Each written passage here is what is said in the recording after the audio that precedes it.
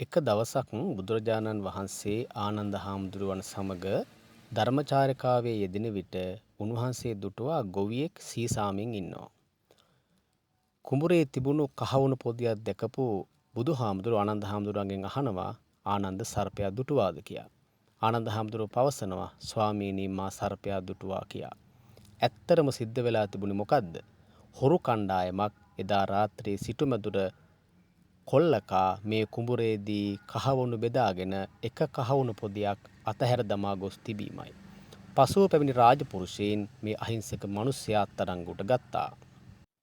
මේ අහිංසක මිනිසා අත්අඩංගුවටගත් රාජපුරුෂයන් ඔහුට දැඩිසේ පහර දී ඔහු හොරා යයි සලකා රජු වෙත පමුණුවනවා. රජු අසලදී මේ ගොවියා නිතර ආනන්ද සර්පයා දුටුවාද? එහෙමයි ස්වාමීනි මම සර්පයා දුටුවා යයි පවසන්නට පටන් ගත්තා. ගොවියා නිතර පවසන මේ කතාව දෙස අවධානය යොමු කළ රජු වහාම මේ පිළිබඳ විමසා බැලීම සඳහා අමාත්‍යවරයෙක් බුදුරජාණන් වහන්සේ සමීපයට යැව්වා.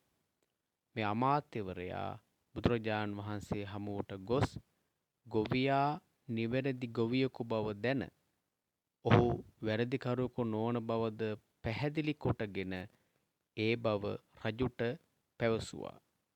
ඉන්පසු රජු අසරණ ගොවියා නිදහස් කළ අතර ටික වේලාවකින් හොරුන් අල්ලාගෙන ඔවුන්ට දඬුවම් පමුණවනු ලැබුවා.